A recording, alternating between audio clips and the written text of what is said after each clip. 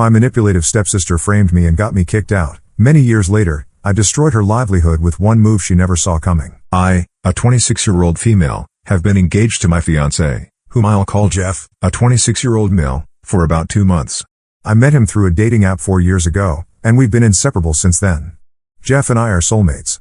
He is the only person in my life who has never let me down. I haven't had an easy life. My parents got divorced when I was 2 years old. My dad walked out on us and never looked back. He did pay child support, but that was about it. He never bothered to actually come meet me or see how I was doing. My mom, a 48-year-old female, was also not a great mother, to be honest. She was more involved in other activities when I was younger rather than actually raising me. I was practically raised by nannies or babysitters. When I was slightly older, my mother was really young when she had me, and her priorities were really different. She didn't care much for being a mother and mostly spent her time going out with friends or on dates. She was an out-and-out socialite and didn't have time for me.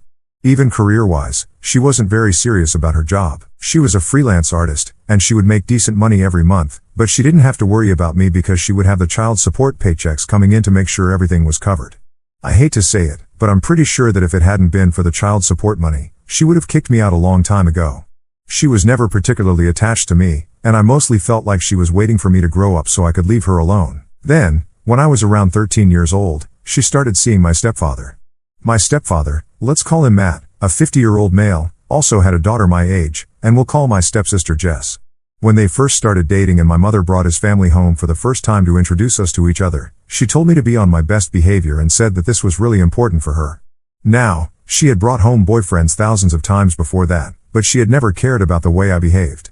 She would usually just inform me that she had guests coming over, and I would take it as a signal to go to my room and stay there until they left. But this time, I felt like she was serious about the guy because otherwise she wouldn't have cared about my behavior. Let me phrase it better, she wouldn't even have cared about my existence in the house had she not been serious about Matt. The first time I met him and his daughter, they were relatively nice to me, and it was a nice first meeting. I had no idea what was about to hit me. After that first meeting, soon after, he started coming over more frequently, and after a certain point, it was like they had practically moved in together. I didn't mind it. It wasn't like it was disturbing me in any way, so I had no reason to care about them as long as they just let me get on with my life. It was that way for a long time. They were practically living together, and occasionally Jess would come over as well. Her mother was still a part of her life, so she would spend half of the month at her mom's place. Initially, they were either decent to me or they would just ignore me. I was honestly okay with it because I didn't particularly care for any of them. I didn't even care about my mother, so it was really difficult for me to care about people associated with her. All I wanted was my own peace and quiet, and for a while, I had that, but then they decided to make it a permanent thing and actually moved in together. Now, I wouldn't even have cared about that, but my mom told me that now that they were moving in together, I had to start sharing my room with my stepsister. I put my foot down then and told them that I was not going to do that because it was my room. It had been my room all my life, and that was the only thing that brought me peace in that house. I had a corner all to myself. I wasn't going to compromise my freedom by sharing my room with someone I barely even knew, and I told my mother that I was not going to share my room. We had a massive argument about it, and she told me that she would kick me out of the house if I didn't do as she said. I was 14 at the time, and I might have been young, but I still knew the law. I felt like I had to because my mother was the kind of person who you really couldn't trust. Also, it's just common sense, and I knew that she couldn't actually kick me out until I was an adult or she could get in trouble with the law. So I told her that I knew she couldn't do it and that she was bluffing. She was frustrated, but she had to let me have my room and instead decided to turn the basement into the room that Jess would have. It wasn't exactly a bad place to have. It was just not as nice as my room, but my mom made a real effort to beautify it and make it habitable. By the time she was done with it, it looked just as nice as any other room in the house, so I didn't even know what the big deal was. But for some reason, that is around the time that Jess started hating me. It might have had something to do with the fact that the day she moved in with us, my mom gave them the house tour and made it a point to announce to everyone that Jess had to live in the basement because I was not ready to share my room.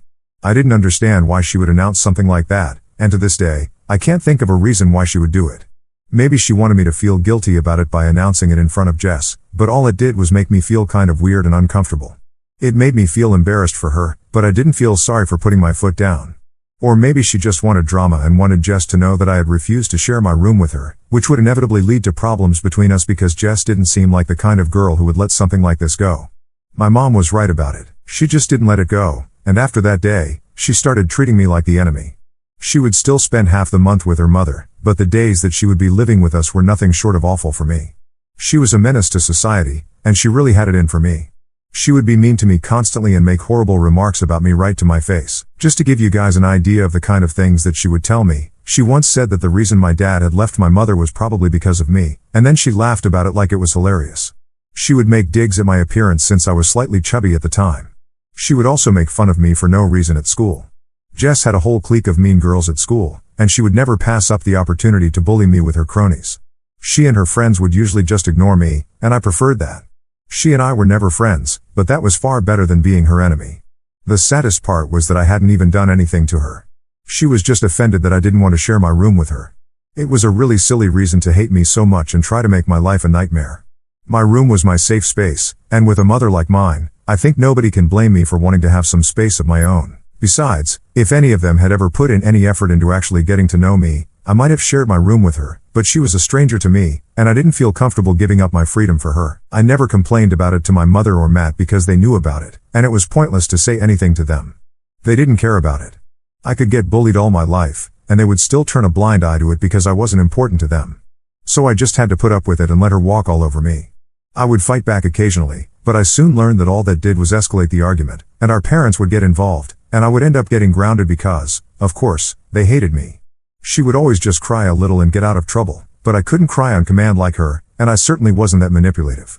So I would be the one who got reprimanded for my bad behavior and was told that I needed to start treating Jess like my sister, while she got off scot-free, and I had to face the music.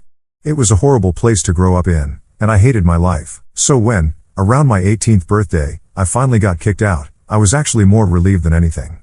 I had put up with my family's insanity for years before I got kicked out, and it only got worse with time. Jess continued to be a nightmare to deal with, and our parents continued to support her without ever questioning the validity of whatever she was doing. In the course of 4 years, she had managed to turn our entire year in high school against me, and I barely had a couple of friends who would even talk to me. Everybody else hated me because she did, and that was enough of a reason. It had taken a toll on my mental health, and I was struggling to keep up in every aspect. I had gained a lot of weight because I was binge eating like crazy, and that had drastically altered my appearance for the worse.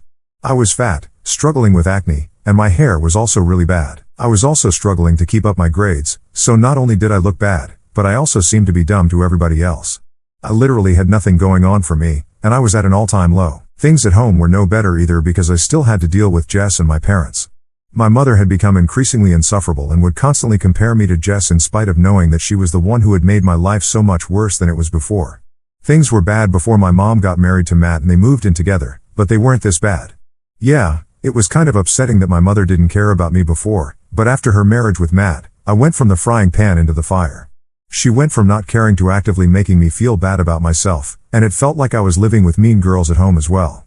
It couldn't be more obvious to me that Jess was the daughter that my mother had actually wanted, but instead, life had dealt her the wrong cards, and she got stuck with me. I know that both of them wanted nothing more than for me to be gone, and honestly, I wanted the same thing as well. My mother and Jess hated me, and Matt didn't care. I had no family to speak of other than my mother since my grandparents were not in touch with us. I had never known my father, so I didn't know about my other set of grandparents either. I literally had nowhere to go, and I felt weird asking my friends for help, so I just had to tough it out and stay with my mom so that I would at least have a roof over my head and food to eat every day, at least until I turned 18. But then, a couple of weeks before my birthday, an incident took place, and I was kicked out that very day. So it was a weekend, and I still remember it as if it happened yesterday because it was one of the most traumatic and stressful days of my life. Around that time, we had both just graduated, and she had started hanging out with a larger group of people. She had a friend whose brother was in his last year of college, and she was dating her friend's brother, so she and her friend would hang out with his friends, who all happened to be kind of older than us. I knew all about the kind of things that they would get up to, but I didn't think that it was worth bringing it up with my parents because, with my luck, it would probably just backfire. So I never told anybody about the fact that she had started drinking, and even though I couldn't prove it, I knew that she was smoking weed and stuff. I was never into any of it because, first of all, I never had friends who were cool enough to have access to alcohol and cigarettes, let alone drugs, and secondly, I was already struggling with my weight and grades. I didn't need to add alcohol and drugs to the mix. I had enough on my plate as it was. But that day, I think I must have left my room unlocked before I went for a shower, and the next thing I knew, I heard banging on the bathroom door, and my mother was screaming at me, demanding that I come out right now. I had to hurry and put on my clothes so I could check out what she was going on about. When I came out of the shower, my mother, Matt, and Jess were waiting in my room, and all of them had really serious looks on their faces. My mother brought out a bunch of empty beer bottles from under my bed and, even more incriminating than that, there was a huge plastic bag containing I don't even know how many grams of weed in it. Now, I knew that it didn't belong to me, and so did Jess, but my parents didn't know that. I guess somehow she had planted it in my room when I was not there and then told my mom about it, and they started freaking out at me, screaming at me about what a horrible person I was. She didn't just scream at me about the alcohol and the drugs but also started going off on me about how I was a total disappointment to them. She complained about me eating all the food. She said that I was a waste and she was sure that I was not even going to become anything worthy in the future and that I would just continue to live with them and waste their money. I tried to tell her several times that none of it belonged to me and that I didn't even know how it ended up in my room, but she didn't buy it. She lost it when I suggested that maybe Jess had placed it in my room to get me in trouble. She started screaming at me about how I was always jealous of her and would never be as good as her at anything, which is why I was trying to shift the blame. I was crying like crazy by that point, but even then, she didn't seem to care and continued to yell at me. After some time, she stopped screaming at me and said that I had to go. I didn't know what she was talking about, and I asked her where I was supposed to go, and she told me that she didn't care where I went but she just wanted me out of the house because she was done dealing with me. When I said that I wasn't going to go anywhere, she told me that she would call the cops on me since I was almost 18 anyway. They were going to take the drug charges very seriously. She told me that she didn't want an addict living with her and using all her money and resources and that I had to look out for myself now because she was done playing happy family with someone who didn't even deserve it. I kept begging her not to kick me out because, even though I wanted to leave, I knew that I had nowhere to go and didn't have enough money of my own. But my mother simply didn't care, and she told me that if I didn't clear out within that day, then she really would call the police and report me to them herself. I was stunned that she was capable of being so heartless and even more so that neither Matt nor Jess had any complaints about this. They were literally just going about their day as if nothing was going on. After a considerable amount of crying and begging, I actually started packing my stuff because, between getting arrested for possessing drugs and living on the streets, I would gladly take the latter. I was done packing by the evening, and when I left the house, nobody said goodbye to me, and I never turned around either. I went to the park and sat on the bench there for a couple of hours, but then it started getting really cold, so I decided to head over to a friend's place to spend the night there, hoping that they would allow me. I went to my best friend's place, Amy, and asked her if I could stay with her for a couple of days. She already knew how my parents were, and I didn't have to explain much to her. I told her the events of that day, and she was scandalized. She told me that her parents could help me if I would just let them. I had always told her never to tell anybody about the way my parents treated me, including her parents, because I didn't even know if people would believe me, and I guess I felt weird sharing these personal details of my life with others. But that day, she forced me to tell everything to her parents, and they were just as horrified as Amy had been. They got on a call with my mother and tried to speak to her, but it didn't help at all, and she was quite rude to them. So they realized that talking to her wouldn't make the situation any better, and then they did something that I don't think I can ever thank them enough for. They told me that I could live with them for as long as I had to and that they would support me. They were rich enough, so money was not a problem, and Amy loved me, so she was ready to share a room with me. I spent the next couple of years living with them, attending community college because that's the only place I got accepted due to my bad grades. I started working and saving money to find a place of my own, but Amy's parents made sure that I never felt the pressure to move out of their house and made me as comfortable as they could. Then, about 3 years ago, I had finally saved enough to move out. I was proud of myself, and at the same time, I was really grateful to Amy and her parents. I really couldn't have done it without them. Even on the day that I moved out, they were the ones who helped me settle into my new place and told me that I was welcome back anytime I wanted to visit them or even live with them. That was the turning point of my life. I had lost a lot of weight by then, and my health was much better. I felt better, and I looked better as well. I was also earning enough to support myself, and I had spent enough time working hard on myself, so I decided to start dating as well because I wanted to get married eventually, and I had to start looking. I met a couple of guys before Jeff, but it always fizzled out before it could really get somewhere, and after I met Jeff, I finally understood why. It was because Jeff and I were meant to be together, and all the other guys that I met before him were just meant to be fun but nothing more than that. When I started dating Jeff, I didn't know that he was rich and was the heir to his dad's company. I just really liked him because he was funny and cute, and he seemed to really like me too. After dating for a couple of months, he told me about his family, and I realized that they owned a chain of restaurants that he was going to inherit in a couple of years after his father retired. Now, a lot of people might think that knowing how rich he was might have changed things for me and stuff like that, but honestly, I just still saw him as the same person that I had known before. That knowledge didn't change anything for me, and I loved him just as much as I had before. We moved in together after about a year of dating, and he had introduced me to his family a couple of months before that. Everybody in his family really liked me, and we all got along well. Everything was just perfect, so recently, when he asked me if I wanted to marry him, The answer came to me quite easily. We have been engaged for 2 months now, and things have been going super well. But then, about 2 weeks ago, I received an email from Jess. Now, we haven't spoken in almost 8 years, and I haven't heard from my family ever since I got kicked out. I didn't know why she would reach out to me now, especially to make amends. I think enough time had passed, and neither of us cares enough to even try and fix the situation anymore. So when I read that email and realized that she was reaching out to me to apologize for everything that had happened in the past and acknowledge that she had been a total nightmare, I was really confused. She actually admitted to planning everything in my room because she wanted me to get kicked out since she just hated me for no reason. I had no idea why she would be confessing all of that so many years later, and I knew that there was something off about this whole thing. The timing was also suspicious because I had just gotten engaged, and I knew that she must have known about it because I had posted about it on social media, and we did go to the same high school, so some people must have told her about it. Everything seemed very suspicious, so I decided to do some digging. In doing so, I found out that the guy that Jess was married to happened to be the owner of the business that supplies plastic containers and stuff for takeaway orders to Jeff's restaurants. It was quite easy for me. All I had to do was make a fake profile and stalk her, and from there, I went on to her husband's page, and he mentioned all about his work in his bio. So that was a relatively straightforward process, and I already knew a lot about Jeff's business because we had plans to run it together once his dad retired, so I was learning the ropes already. And when I noticed that this was the guy he was dealing with, I instantly told Jeff about it. Now, in the past couple of years, I have been doing my best not to think about my old life because I only wanted to move on, so I hadn't followed anybody from my family online, and I had also told my friends never to tell me any news about them. So I never knew that Jess was married now and had been for a few years, but when I found out that her husband was actually dealing with us, Jeff and I decided that we would cancel our contract. It was costing us a lot anyway, and more importantly, I don't think I could ever have anything to do with that woman again, not even in a business capacity.